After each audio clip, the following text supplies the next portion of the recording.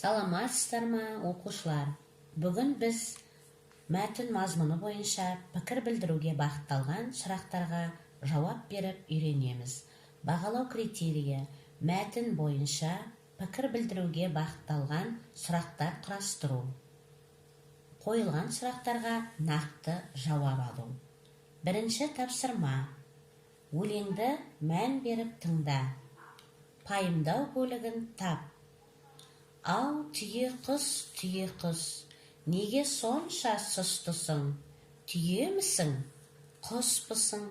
Түйе болсаң, құсың не? Ал құс болсаң, түйең не? Бұны қалай түсінем? Бұдан қандай ой түйем?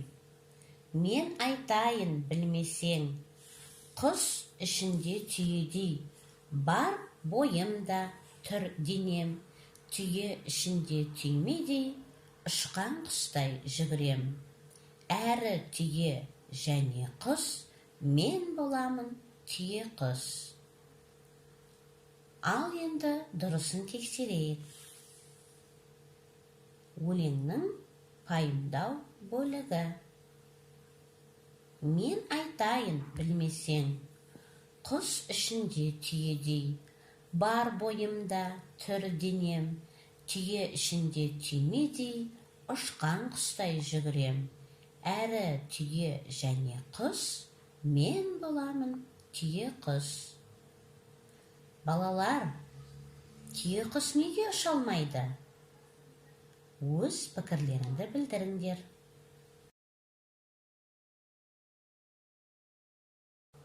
Түйе құс ірі құс түріне жатады. Бойы 2,5-3 метрге, салмағы 100-160 килограммға дейін жетеді. Қанаттары қысқа болғандықтан ұша алмайды. Екінші тапсырма: суретке қара. Онда не бейнеленген? Бала орманнан не тауып алды? Қоянның аяғына не болды? Бала оған қандай қамқорлық жасады? Қоян жазылғаннан кейін оны қайда апарды? Бала қоянға неліктен көмектесті? Суреттер мен сұрақтар бойынша әңгіме құра және ат қой. Керекті сөздерді пайдалан.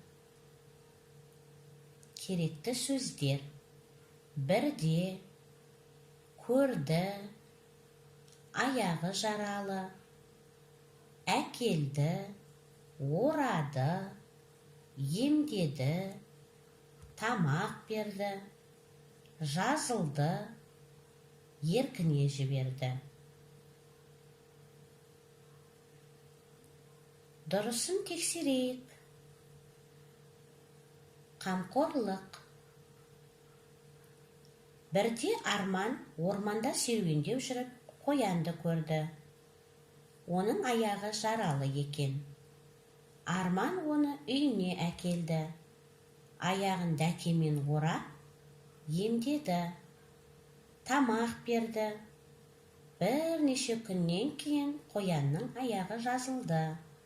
Арман қоянды орманға барып, еркіне жіберді.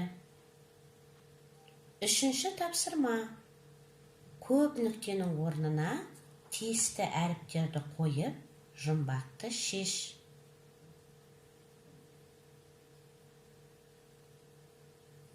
Енді дұрысын тексерейік. Қалқиып ұзын құлағы, елеңдеп қорқып тұрады. Шешуі: қоян.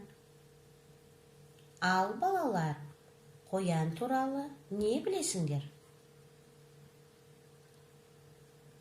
Жақсы, балалар, осымен бүгінгі сабағымыз аяқталды.